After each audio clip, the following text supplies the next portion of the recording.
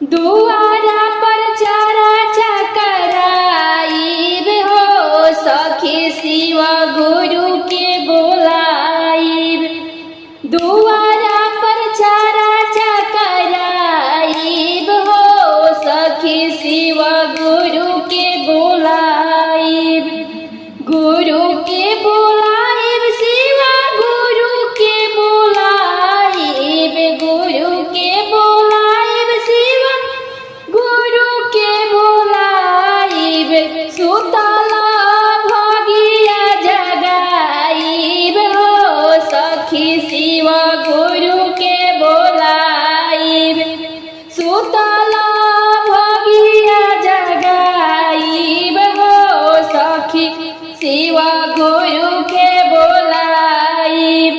दुखावा दरिद्र सखी घर से सब भगाइब। दुखावा दरिद्र सखी घर से भगाइब। घरवा में सुखवा के फूल बरसाइब हो सखी शिव गुरु के बोलाइब। आंगना में शिव गुरु के बोलाइब हो सखी शिव गुरु के बोलाइब। घरवा में सुखवा के फूल बरसाइब हो सखी शिव गुरु के बोलाइब। गुरु के बोलाइब सखी गुरु के बोलाइब। गुरु के बोलाइब सखी गुरु के बोलाइब।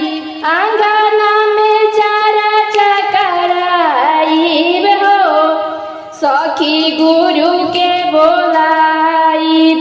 मिश्री के भोगवा गुरु के लगाइब। मिश्री के भोगवा गुरु के लगाइब। चरण में सिरवा झुकाइब हो सखी गुरु के बोलाइब। चरण में शीशवा झुकाइब हो सखी गुरु के बोलाइब। शिव गुरु के बोलाइब सखी गुरु के बोलाइब। आंगना में चारा चकराइब हो सखी शिव गुरु के बोलाइब। मोर जोड़िया के जोड़ही बनई है शिव गुरु। सुतला भगिया जगाइब हो सखी शिव गुरु के बोलाइब।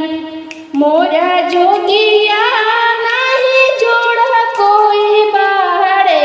मोर जोगिया के न जोड़ा केहू बारे। जे भी पूजा करे सब सुख संपत्ति पावे।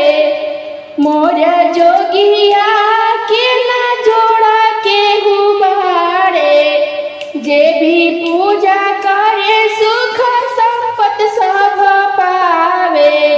दिन रात भजन सुनाइब हो सखी शिव गुरु के बोलाइब।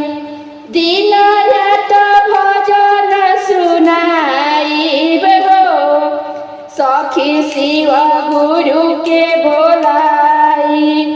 शिव गुरु के बोलाइब सखी गुरु के बोलाइब। शिव गुरु के बोलाइब सखी गुरु के बोलाइब। सुतला भगिया जगाइब हो सखी गुरु के बोलाइब। सुतला